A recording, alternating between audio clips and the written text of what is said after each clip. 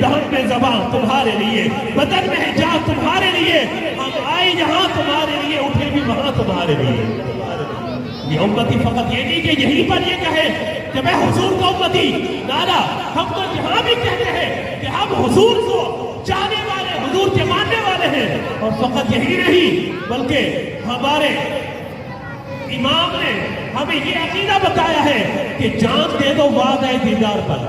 موت تو آنی ہے نا، مرنا تو ہے، لیکن جان دے دو وعدہ دیدار پر۔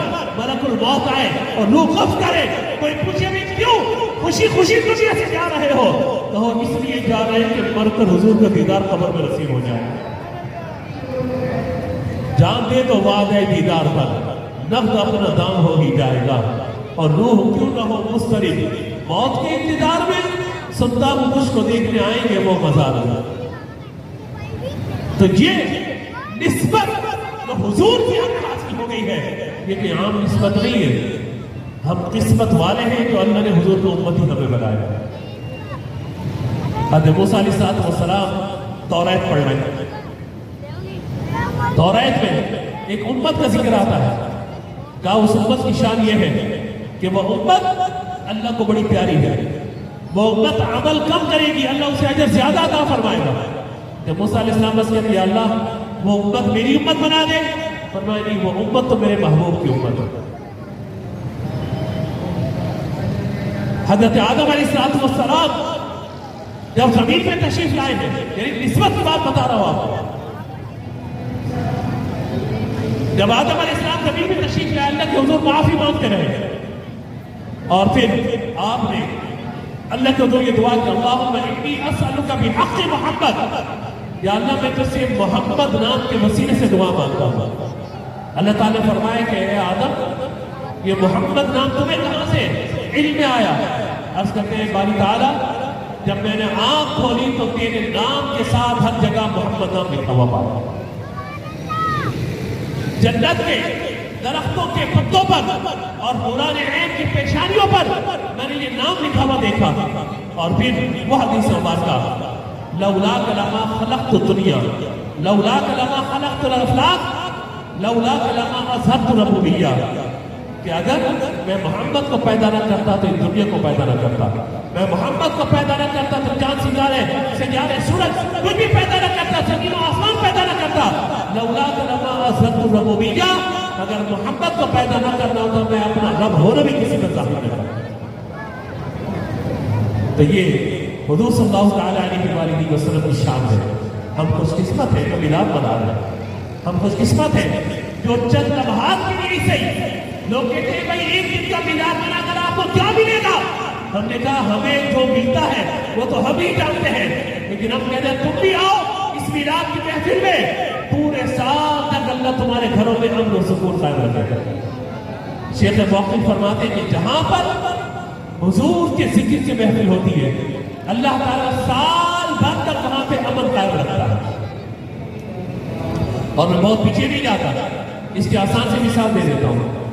ابھی میں بیرون ملک سفر پہ تھا، بہت سارے ایئرپورٹ دنیا کے کینچی جات والے کے سفر پہ تھا، آج بھی وہاں پہ ماسک لگائے ہوئے لوگ، آج بھی کووڈ سے ڈر رہے ہیں، پریشان ہیں۔ میں نے کہا کہ بس کرونا کے بعد ماہ ربیع الاول آیا تھا، حضور کے عاشقوں نے حضور کی محفلوں کو سجایا، اللہ نے اس وبا کا دنیا سے خاتمہ فرما دیا۔ کہاں میلاد کی محفل میں کوئی ماسک لگا کے بیٹھتا ہے پڑھتا ہے؟ ظاہر جو پڑھ رہا ہے نا تو ماسک لگا کے تھوڑی پڑھے گا، جو سن رہے ہیں وہ ماسک لگا کے تھوڑی سنیں گے۔ یہاں تو پڑھنے والا بھی پڑھ رہا ہے، سننے والے بھی سن رہے ہیں، اور مسافہ کرنے والے مسافہ کر رہے ہیں، گلے ملنے والے گلے مل رہے ہیں۔ کوئی ہوگا کرونا وہ رونا کوئی، ہم تو نام مصطفیٰ کا سہارا لے کر آگے بڑھتے ہیں، اللہ تعالیٰ ساری وباؤں کو دور فرما دیتا ہے۔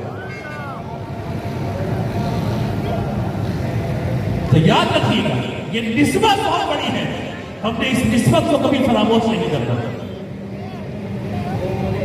اور پھر یہ اختلاف بھی چھوڑ دیجئے، کوئی کہتے ہیں کہ 12 تاریخ کو کیوں منا دو بھائی، 2 کو منا لو۔ ہم نے کہا آپ کا یہ اعتراض بھی ختم ہو گیا، حضور کے عاشق تو ربیع الاول شروع ہونے سے پہلے ہی میلاد کی محفلیں شروع کر دیتے ہیں، 12 ربیع الاول کا مہینہ ختم ہو جاتا ہے، میلاد کا سلسلہ جاری ہوتا ہے، یہاں تک کہ سارا معاملہ چلتا رہتا ہے، پورا سال حضور کے ذکر کی محفل سجے رہتی ہے۔ کوئی پریشانی والی بات نہیں. حضور کی ذات وہ ذات ہے کہ دیکھیے آج اگر ایک شخص کہے کہ میں فلاں سے محبت کرتا ہوں، دوسرا کہ میں بھی محبت کرتا ہوں، جھگڑا شروع ہو جاتا ہے. تو نے نام کیسے لے لیا؟ وہ میرا ہے، تو اسے اپنا کیسے کہہ سکتا ہے؟ یعنی جہاں حسن آ جائے اور محبت آ جائے وہاں پر تو ہی آ جاتی ہے، وہاں پر تو ہی آ جاتی ہے، یکجائی نہیں رہتی، الگ الگ ہو جاتا ہے معاملہ. لیکن حضور کی بات جہاں پر آ جائے، ایک کہتا ہے میں بھی نبی سے محبت کرتا ہوں، وہ کہتے ہیں جناب میں بھی کرتا ہوں، تمہارے نبی ہیں تو میرے بھی نبی ہیں. ذات پاک مصطفیٰ وہ عظیم ہستی ہے جو امت کو توڑتی نہیں ہے، بلکہ تمام امت ذات مصطفیٰ پر جمع ہونے والی ہے. لیکن ضروری ہے کہ ہم باتوں کو سمجھیں. ہم نے شاید میلاد کے مقصد کو نہیں سمجھا، میلاد کے مقاصد کو سے شاید نہیں سمجھا. میلاد کا مقصد یہ ہے اپنے آقا علیہ السلام کو راضی کیا جائے. میلاد فقط ایک محفل کر لینا، میلاد فقط یہ لائٹیں جھنڈے ہو، لائٹیں لگا دینا، جھنڈے لگا دینا، اسٹیج بنا دینا، لنگر کھلا دینے کا نام نہیں ہے. میلاد اپنے آپ کو تبدیل کرنے کا نام ہے. میلاد کا مقصد یہ ہے، میلاد کا مقصد یہ ہے کہ اگر اس سال آپ محفل میں آئے اور داڑھی نہیں ہے، اگلے سال جب آپ محفل میں تو آپ کے چہرے پہ داڑھی ہونی چاہیے. یہ میلاد کا مقصد ہے. میلاد کا مقصد یہ ہے کہ اگر آج تک نماز میں کوتاہی تھی تو میلاد کا مقصد یہ ہوگا کہ نماز کی پابندی کا ذہن بنا کے یہاں سے اٹھ کے جائے. کیونکہ میں میلاد مناتا ہوں حضور کو خوش کرنے کے لیے. بھائی میلاد کیوں منایا جاتا ہے؟ مقصد یہ کہ اللہ کے رسول راضی ہو جائے، اللہ تبارک و تعالیٰ مجھ سے راضی ہو جائے. میلاد کا مقصد یہ ہے کہ اگر کوئی خاتون پردہ نہیں کرتی تو پردہ کرنے لگتے ہیں. یہ میلاد کا مقصد ہے. میلاد کا مقصد یہ کہ اگر میرے عقیدے میں کہیں خرابی ہے اپنا عقیدہ میں درست کر لوں. میلاد کا مقصد یہ تھوڑی ہے کہ 12 ربیع الاول کو جھنڈے لے کر نکلے، 12ویں شب کو میلاد بنایا اور جیسے 12 کی تاریخ ختم ہوئی مسجدیں ویران ہو جائیں، قرآن کی تلاوت چھوڑ دی جائے، حضور کی نعت پڑھنا چھوڑ دیا جائے. نہیں جی نہیں، ایسا نہیں ہے. ہم تو کہتے ہیں کہ جب تک یہ چاند تارے جھل ملاتے جائیں گے تب تک جشن ولادت ہم مناتے جائیں گے. کیا مطلب ہے اس کا؟ مطلب اس کا یہ ہے ایک جشن ولادت وہ جو 12 ربیع الاول کو منایا جاتا ہے، اور ایک ولادت کا جشن وہ ہے کہ امتی اپنے نبی کی سیرت پر اتنا عمل کرے کہ جیسا حضور چاہتے ہیں امتی ویسا بنے. یہ میلاد کا مقصد ہے. ہم نے میلاد کے مقاصد کو شاید نہیں سمجھا. ہم نے شاید یہ سمجھ لیا کہ ہم بہت بڑی کوئی محفل کر جائیں، لاکھوں روپے لگا دیں، ہماری محفل قبول ہو جائے گی. نہ، ضروری نہیں ہے. یہ جو لگاتے ہیں اللہ ان کو اور عطا فرمائے، اللہ اور ان کو برکت عطا فرمائے کہ خدا ان کو دیتا ہے اتنا کہ تھکتے نہیں ہیں، لٹاتے لٹاتے. ہم نے تو دیکھا ہے کہ میلاد کی محفل میں جو لوگ ہر سال میلاد کا اہتمام کرتے ہیں اگلے سال اس سے بڑھ کے اہتمام کر رہے ہوتے ہیں. نشان صاحب ایک مثال دوں میں آپ کو اور آپ سب کے لیے بھی. بیٹا عرصہ ہو گیا جب آپ لوگ کی عمر تھی ہماری 17-18 اس وقت سے محفلوں میں آ رہے ہیں اور اب 40 بھی کراس کر گئے ہم. اس پورے عرصے کے اندر ہم نے ایک بات دیکھی بچوں، آپ سب سے ایک بات کر رہا ہوں، آپ سب سے بھی دیکھیں. کسی کی شادی کی محفل ہو یا عقیقہ ہو، کیا کہا جاتا ہے؟ بھائی بتاؤ ذرا شادی ہے، کتنے افراد تمہاری طرف سے آئیں گے، کتنے تمہاری طرف سے آئیں گے؟ 100 یہاں سے آئیں گے، 100 یہاں سے آئیں گے. اچھا جناب دوست کتنے آئیں گے؟ بھائی 50 دوست لکھ لو، ٹھیک ہے کہ 250 افراد. اب کھانا کتنے کا بناتے ہیں؟ 300 افراد کا. افراد کتنے آنے؟ 250. کھانا کتنے کا بناتے ہیں؟ آپ سب کہیے نا، جواب دے دیجیے میری بات. بس یہ پیغام ہے کہ میں آپ سے اجازت دینا چاہتا ہوں. نعت خواہ پڑھتے رہیں گے، علماء تقریریں کرتے رہیں گے.